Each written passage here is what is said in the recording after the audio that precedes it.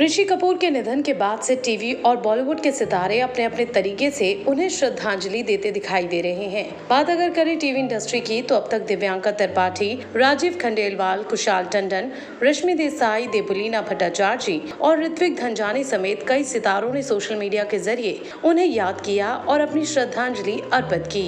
और अब इसी कड़ी में नया नाम जुड़ा है तारक मेहता का उल्टा चश्मा के जेठालाल का। जी हाँ, जेठालाल यानी एक्टर दिलीप जोशी को भी ऋषि कपूर जी के जाने का गहरा धक्का लगा है।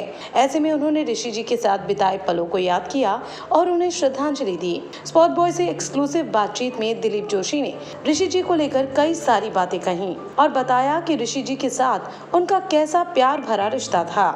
सबसे पहले तो उन्होंने कहा कि उनका दुर्भाग्य रहा कि कभी ऋषि कपूर के साथ उन्हें काम करने का मौका नहीं मिला, लेकिन वो खुद को खुशनसीब मानते हैं कि ऋषि कपूर से वो फेस टू फेस मिल चुके हैं। दिलीप ने इस इंटरव्यू में कहा, Unfortunately, I never got a chance to work with him in my career, but I was privileged to meet him. मुझे याद है जब वो अपनी पत्नी नीतू सिंह के साथ तारक मेहता के सेट पर फिल्म 2 दूनी 4 का प्रमोशन करने आए थे। उस एपिसोड का मैं हिस्सा नहीं था, लेकिन खास बात यह है कि ऋषि कपूर से मिलने के लिए सेट पर गया था और हमने बात की थी।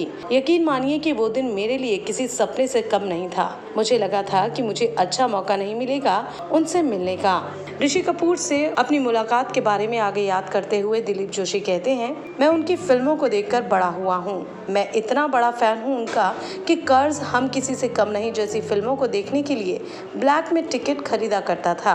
ये बात जब सेट पर मैंने ऋषि कपूर जी को बताई थी तो वो भी हंस पड़े। उन्होंने भी कहा था कि वो तारक मेहता का उल्टा चश्मा देखते हैं। यही नहीं, तारक मेहता का उल्टा चश्मा के सेट के अलावा भी एक बार साल 2018 में दिलीप जोशी की मुलाकात ऋषि कपूर से हुई थी।